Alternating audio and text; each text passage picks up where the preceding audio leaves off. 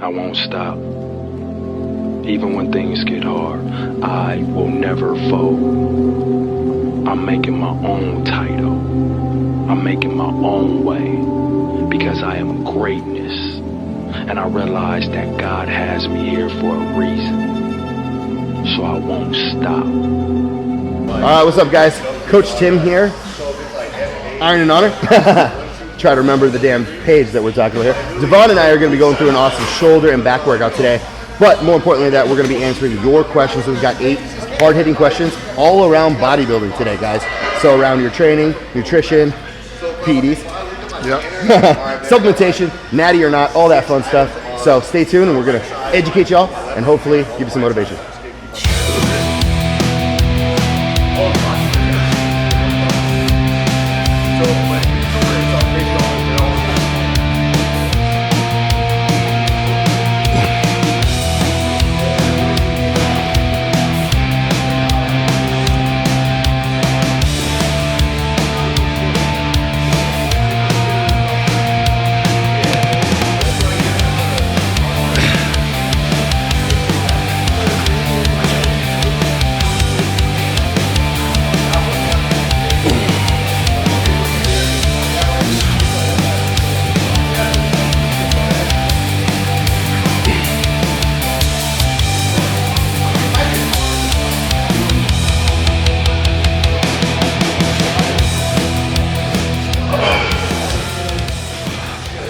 So what we're doing here is we're getting warmed up for our shoulder back day. And this is going to help with any inhibitions you have in the shoulders with any kind of internal or external rotation. So a lot of us, we get our rear delts get really packed up from all of the rolling and pulling that we do. And so we end up not being able to externally rotate, for example, a back double bicep, or even for the lat pull down and get in the right position. This is going to help stretch and warm up all those muscle groups. So what you're going to want to do here is really try to let the shoulders release forward pretty dramatically, then pull all the way back and then retract the scapula down to get the rear delts really warmed up so that you can have adequate range of motion going into all your pulling motions as well as any other kind of even rear delt or lateral delt movements.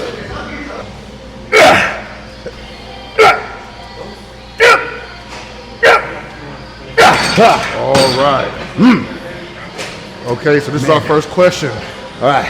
First question was, is it possible for a natural bodybuilder to peak, or are we just assuming that everybody who steps on stage is actually secretly enhanced?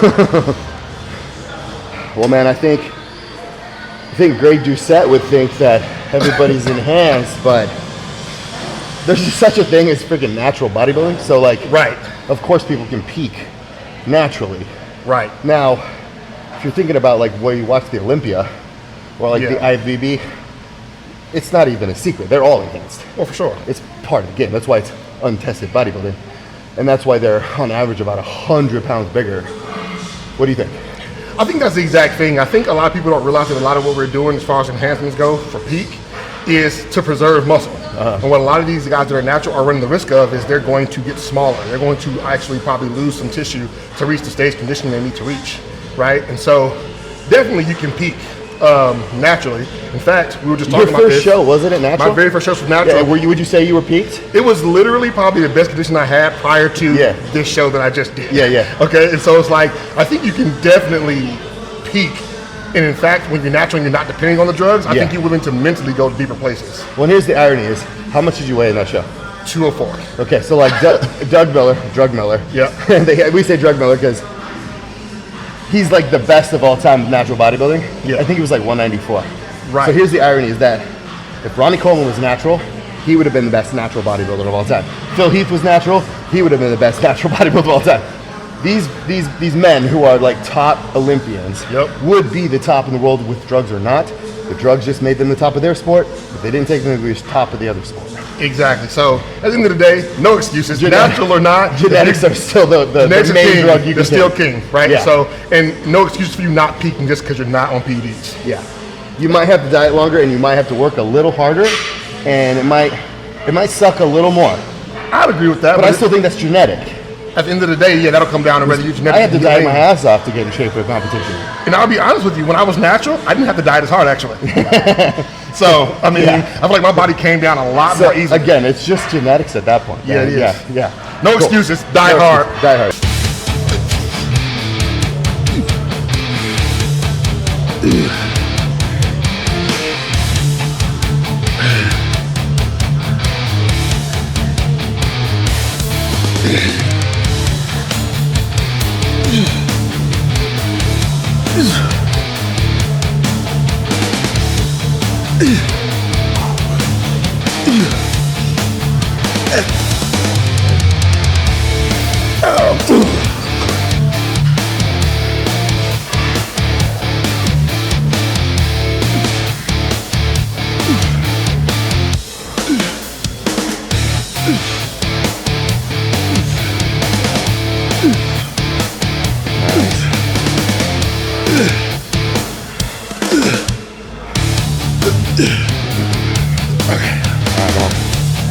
There we go. Take it all over your head. There we go. Yeah. Nice.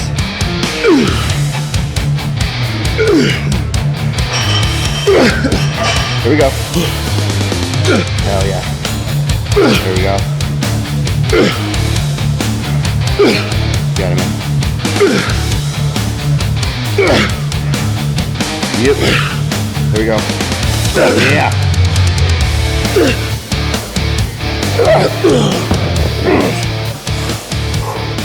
Fuck.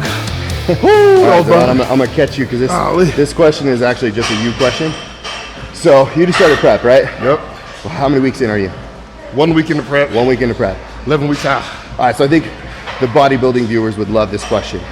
How do you balance your role as a Christian man, a father, and a minister with prep, which requires so much time and energy? I think something we discuss a lot is seek ye first the kingdom. You know, we talk about how God's not just at the forefront of what we do, but he's written all throughout it. So everything I do still has to be to the glory of God, to the standard he set for me. And in order, what will come first in my life is God. Don't have a spouse, my children, and then bodybuilding somewhere down the line. So I want to make sure I order it that way. But as far as creating structure around that, it's just being intentional about my time. Making sure that I spend my devotional time in the morning, make sure my kids get taken to school, following that, making sure I'm ministering to them at home, then coming to the gym, being open to being inconvenienced, you know, to reach out to people in our community, and making that the priority and letting bodybuilding fall into the place behind that. And so I'll tell you this, has it interrupted some workouts at times? For sure. Has it hurt my physique? Has it hurt my career? I mean, new IFBB Pro. You tell me. Right? So, but that's how I like to orchestrate it and organize it. Love that. Good.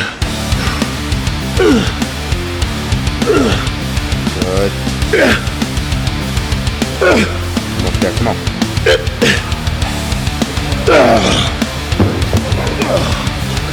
All right, big guy. Explain that. What was that? What was the purpose or the execution of that set? Okay, so right now we're doing this like a compounded set of lateral raises and the front raises. And the goal we're setting for ourselves is whatever we do with lateral raises, we need to match on our front raises. If we get to the point of being too fatigued to double arm it, to keep it intense, we just start alternating arms to get a little bit of rest in between each rep, but to make sure we still get those same amount of reps, keep the intensity high on the movement. But no De'Von, excuses. What about your recovery capability? Stop being a bitch.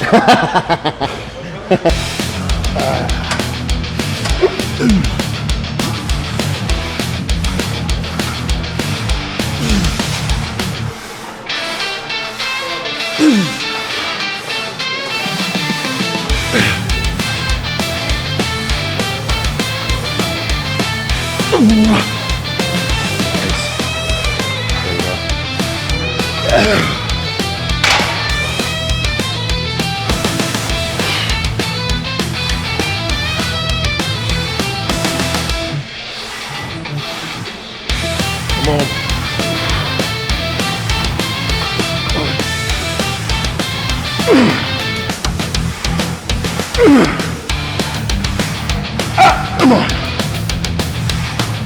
Yeah.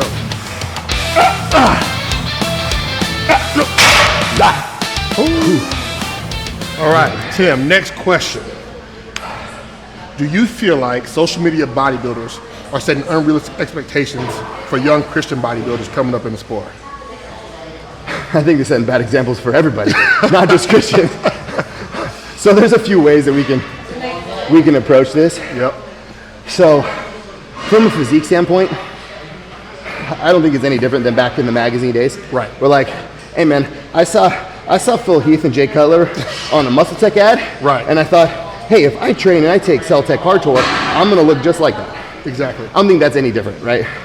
If you don't know that they train their ass off, that they're on point 24/7, 365, and they do it for a decade, and you think that you can just train for 12 weeks and look like that, you're too stupid to talk to. Yeah. But as far as my main problem, and I've experienced this with like coaches that I've had in the past, but also people I've bumped elbows with, trained with, it's just almost like hustle, kill, everything has to be about bodybuilding mentality. Right.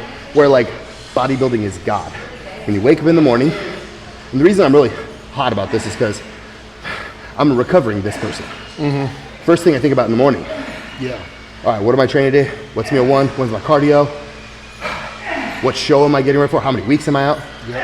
How many grams of sodium on each meal? And I'm not saying those things don't matter. Right. But that was the occupying thought the moment I woke up in the morning. Yeah. Guess who I didn't think about? My wife. God. Right. What I'm supposed to do as a husband and as a man, as a coach, as a friend. So I became like this like very like all-consumed person. And I'm not blaming social media about that because ultimately it's my responsibility. Right. But I did definitely get influenced by people saying that that's the only way to be a pro. That's the only way to be successful. So I figured if I'm not a pro yet, I must not be invested enough. What do you think? I think that's the exact problem is that I think they are perpetuating that. And I think that's bogus. I've met too many pros who I've seen them do the cheats that they don't tell anybody about. And they're taking so much of this gear that nobody can tell they're doing it. Or not. There's some of them that don't, they're like, oh crap, I forgot to take my gear this week. Right, and they look amazing. Right, because they're just genetically gifted. Yeah. So they're getting away with things that maybe a slightly less genetically gifted person is not able to get away with. Or the younger bodybuilder who's just not there yet is thinking like, this person must do everything perfectly. And they don't make any mistakes. And that's just a false narrative. Yeah. I don't think people are open enough about the fact that they're not doing that right. Like, social media is highlight reels. The only one it's to your see highlight reel. Right. The prettiest, the best look. You know how bodybuilders are. Oh, it's winter and I'm in off season and I'm wearing I'm wearing baggy clothes on purpose because my abs are a little fluffy right now. But when I'm 6 weeks out from a show, I don't even know what a shirt is. Like, you know what I mean? So like we only show the best of ourselves, and I think that's disingenuous if we're trying to be transparent, as well as accepting the responsibility that when you're given a position of influence, that you're responsible for something. I agree. Now, and I think that they don't have that moral code is not instilled. So they're going to say and do whatever. So I do think they definitely are influencing that because it shames anybody who doesn't, just out of a lack of like honesty and transparency about what's really going on. Yeah. So definitely, I think that it's a negative influence on pretty much everybody. I want to pause something to you really quickly because you do this better than anybody I've run into. Is you saying that, you know, they have this like, oh, the cheat meals that they don't tell people about, like the thing that they have the ability to do that you have the ability to do, and I want to give you some props here, is they have the ability to turn it on and off at will. So like when you're locked in, you're locked in, right? You're in prep mode right now. You're not cheating. No, not like we had ice cream cake at the house last night. You didn't have a piece. I mean, neither did we, but like you didn't have one, right? We're talking right now, but in 30 seconds, when it's your freaking set, it's on.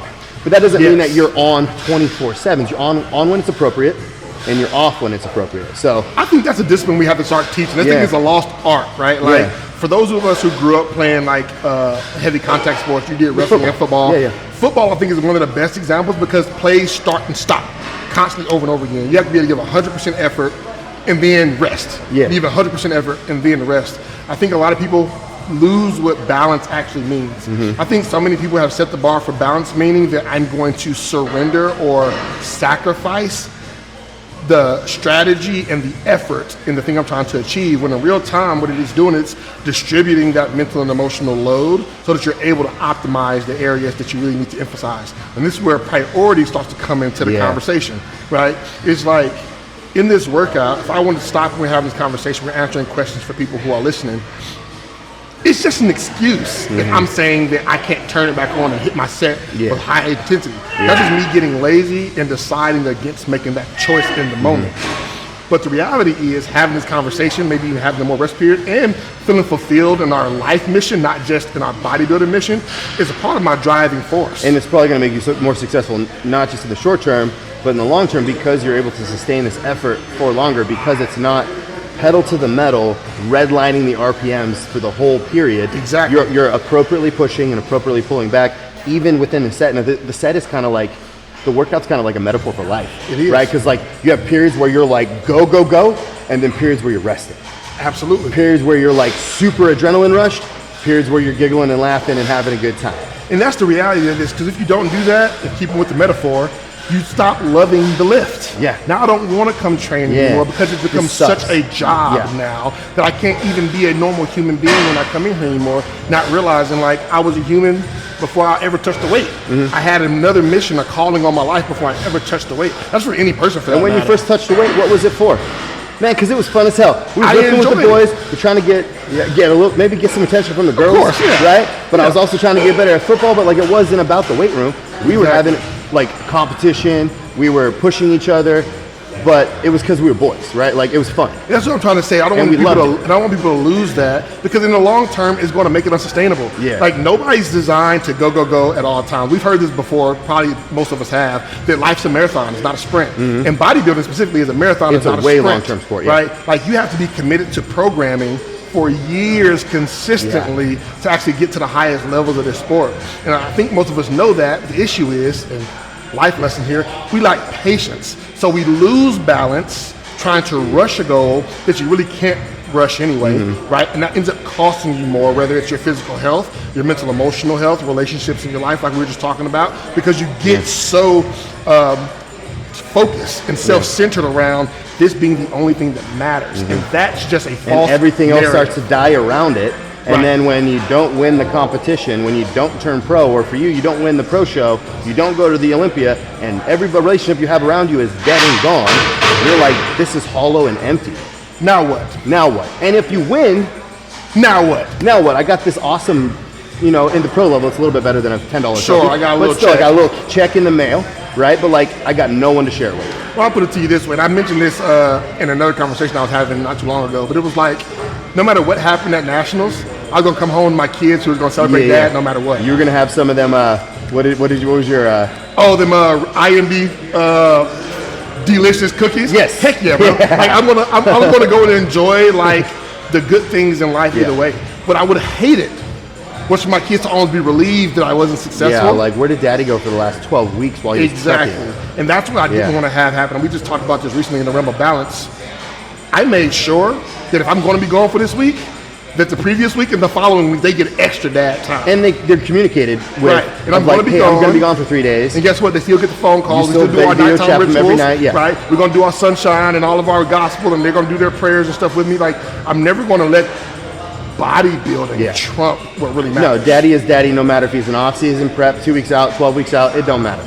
Right. The night of the show, I'm sure you talked to him. I'm about to say the day and the night. Yeah. Like, so again, just to reiterate this, because that's not being perpetuated and actually taught, like, or just expressed, not even taught, just expressed by bodybuilders, it is setting the false narrative, and I think there needs to be more responsibility put on people who are put in positions of influence and authority, because to whom much is given, much is required. Yeah, right? I love that, And I agree with you, man, I agree with you. Yep.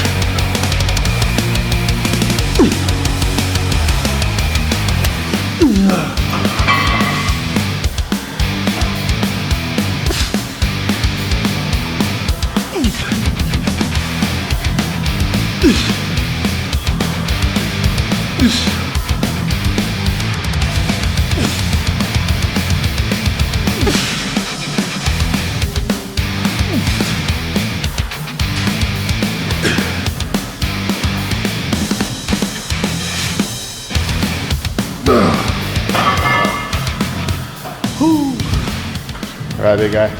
I got a question for you. What you got? So,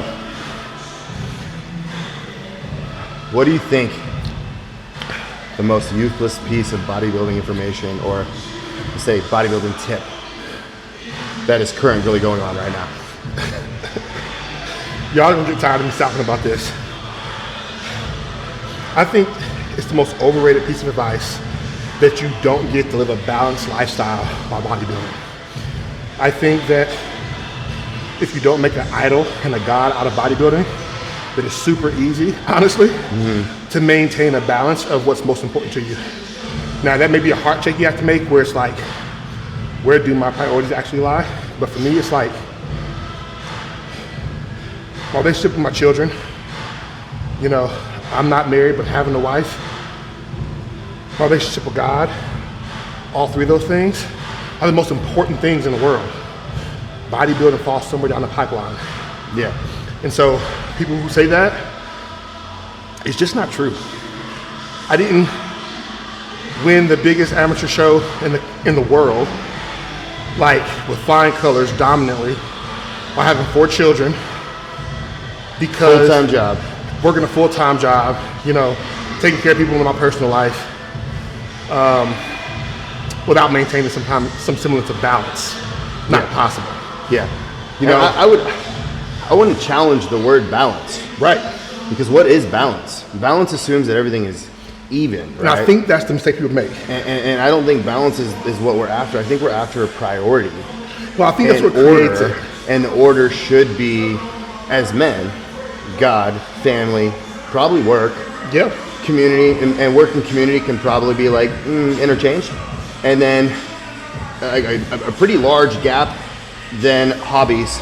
Right, which this will fall into, Which, actually. well, for me, it falls here, but for you, it's in that 3-4, which is Right. work, right? But that's still clearly after, you know, God, which is actually, everything is God, right? So Right. like, your bodybuilding is your worship, Yep. right? Your bodybuilding is, what is the verse?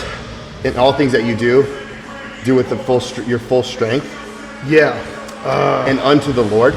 Like, this is an actual command with our work, where he wants us to do things well and be successful and try hard and give our best effort. Right.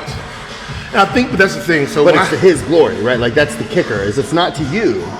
See, I think, and that's the thing, when I think about balance, I'm thinking about what can I almost permanently sustain. When I So talk about sustainability. balance. Right, that may be the word. Yeah. Because I think if we shift it off of balance and go, what's sustainable, then I can't sustain doing bodybuilding as a top priority if the other parts of my life have to falter because of it. Because Yeah. mentally and emotionally, I'm going to be taken away from Wouldn't bodybuilding. the other things prop up bodybuilding? Like, so like, Right. in my mind, like, if your family life is effed up, right? Like, I mean, I'm married, and if me and Alicia are not doing well at home, and she doesn't support what I'm doing, ooh, Right. that diet, that prep becomes much harder, arguably impossible. It almost becomes a spite prep, Right. where like I'm doing hard despite her, Right. versus the difference of like, you have your kids, like, you show me photos, man. Like, they were practicing posing with you. Right. They were practicing posing routine with you. They were cheering you on. Like, And what does that do for me in the realm of driving me to be a better bodybuilder? it's more energy than 3 tabs of clenbuterol, man. Like, that's yeah. And a lot less cramps. Yeah, a lot less cramps. But exactly, that's kind of my point, and I think that's the issue, the misnomer here. Yeah. It's those things are going to fuel your ability to push further and harder in bodybuilding. Quite frankly, anything that you're doing just for self, you will run out of a battery for. Work is the same way. Exactly. Even if you're a preacher, Literally, if you're a preacher and your job was or your goal was to be I'm awesome. just supposed to be the best. I want to be pastor. the best pastor in the world. For me, I want to have the biggest YouTube. You become Joel Osteen. You become a mega church pastor, and the negative connotation. In the sense right? of like you're just You're going to preach prosperity gospel just to keep people around so that like you get it's the accolade. Yeah, it's all about your ego. Versus I want to help people, because there will always be a person that's in need, Yeah. and you will always have something to fulfill the need for, and that's going to be most fulfilling to you. It's actually something that's built within us as people, right? We get more out of helping others because we're an interdependent species than we do out of solely seeking for ourselves, because there's a limit to big that. time. And if you're ever depressed, going through a stage of depression, no, like I've went through depression, and like the quickest antidote to depression is go help someone else. It is. I started serving at a soup kitchen in Reno every Wednesday night, and yes, working out really helps. I'm not gonna lie. Of course. But that workout post, like no depression phase, would last not very long post workout. But for that period of time, you felt great. Right. But when you went and served, and like it wasn't about you, and you saw people, for one, that were way worse off than you. Yeah. And you're feeding them food, and they're also grateful.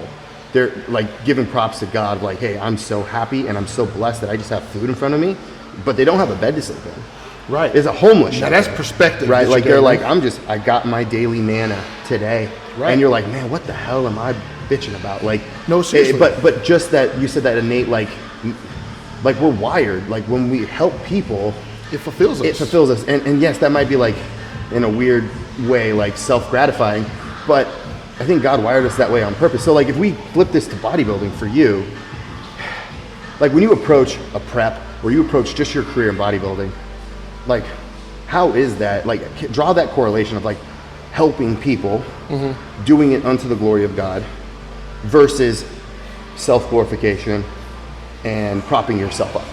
I think as long as I remember that all of this is to the glory of God, that's the driving force for me. It's not necessarily to become Mr. Olympia while I'm gonna put my best foot forward in the realms of that happening. It's becoming Mr. Olympia creates a platform that allows me to reach more people with a good message. I love that, yeah. Right? And so as long as I can keep that good message at the forefront, and if I really believe in who Jesus Christ was, and I want people to reach salvation and find that peace that surpasses understanding and understand the joy of the Lord, right? If that's the driving force, then it almost becomes that much more important. Then maybe I do become a Mr. Olympia. That way more people have access to that message. And I've created more influence because I've built something that can be admired by people so that they're more apt to hear me. And then I have a platform that's more visible so people can see that I don't just say it from time to time, but I'm living it on a regular basis. Like the driving force always has been, I'm only elevating myself to be able to spread this on a broader spectrum of platform, right? And because of that, and because of the infinite, basically feels like infinite number of people that can receive that and get help from it, I will always have purpose, right? And especially as a man, like without purpose, we're lost, right? And when you're thinking about bodybuilding in wisdom over the long term, right? What happens whenever you've got an Olympia title or two and you made all this money and then your body can't do bodybuilding anymore? Yeah. But you've ruined your marriage and you don't have a wife. Your identity is Your kids hate you now because you were so focused on this sport, and then you don't even have a legacy because guess what? What did you share while you were here? Yeah. Nothing. Yeah. Right? How many people, like we can stop this conversation right here, but how many people do we know personally that have met that end or are living that end right now? And it's not just bodybuilding, guys. It's not. This could be board. NFL, this could be NBA. You be any career path. Yeah, the thing with career paths is like you can normally keep working, but like in sports there is like a very much a ticking clock biologically of like you just don't see 55-year-old like NFL players unless they're like a kicker. Correct. Right. like Tom Brady was the GOAT and he went to like early 40s, right?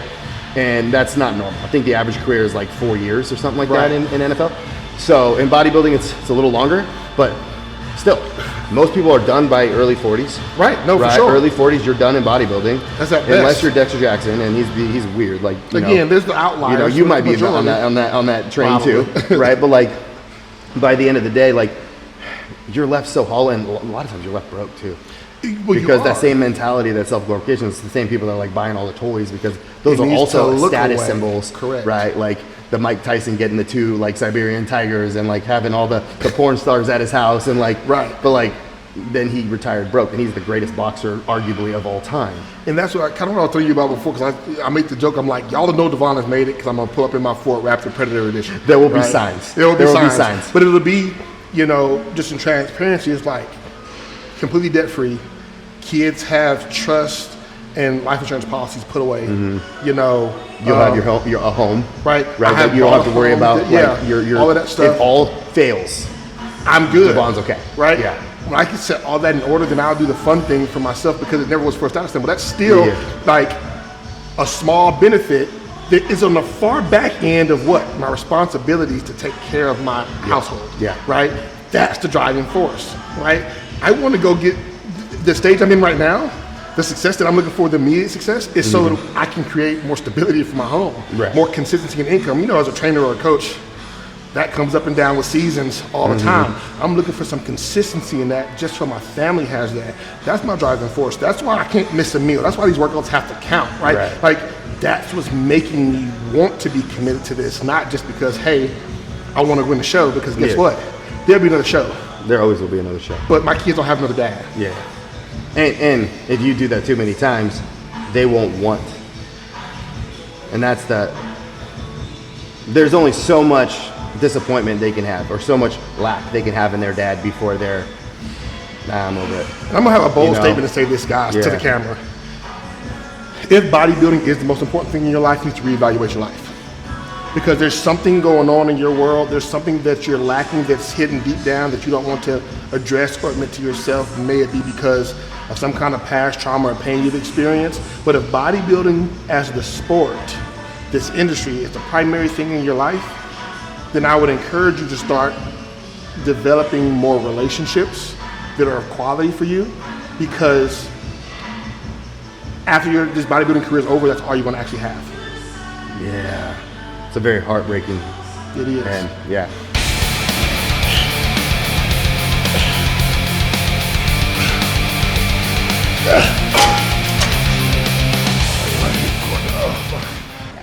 All right, guys, thank you for joining us again. We just hanged out some shoulders and some back.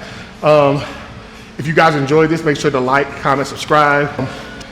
Make sure to drop your questions in the comments. That way we can get those answered in our next workouts or our following workouts, so you can get some perspective and some answers from some Christian male bodybuilders.